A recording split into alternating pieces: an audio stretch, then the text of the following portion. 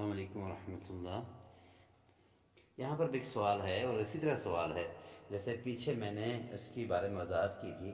وہ یہ ہے کہ گزارش ہے کہ میری شادی نہیں ہو رہی، کافی عمر ہو چکی ہے، آپ حساب کر کے بتائیے کہ کیا مسئلہ ہے۔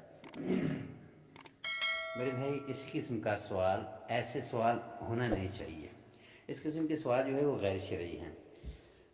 ہم یہ اسلامک گروپ چلا رہے ہیں اور اس کو اسلام کے واضح احکامات کے مطابق جوابات دے کر دین سمجھانے اور دین پہ چلنے اور چلانے کی کوشش کر رہے ہیں، جبکہ سوال ہے کہ ہمیں حساب کر کے بتایا جائے کہ کیا مسئلہ ہے۔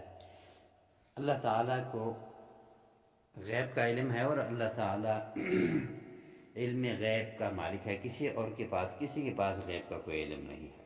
ہاں، یہ کہ انبیاء کو اللہ تعالیٰ علم دے، غیب کا سمجھا دے تو اس سے الگ بات ہے، وہ بھی محدود،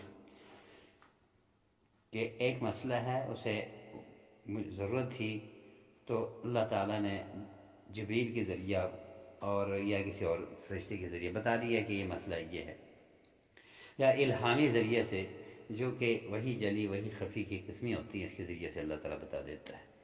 انسانوں کے پاس اس کا کوئی علم نہیں ہوتا۔ حساب لگا کے بتانا بھی بالکل فراڈ ہے۔ ہاں، ایک چیز اس میں صحیح ہے کہ بندہ علامتیں بتائے، نشانیاں بتائے کہ یہ کچھ میرے ساتھ ہو رہا ہے، ایک ڈاکٹر کی طرح پھر ان نشانیوں کو پر غور کرے اور پھر اسے بتائے کہ یہ مسئلہ آپ کا یہ ہے، ورنہ اس کے علاوہ سارا فراڈ ہے۔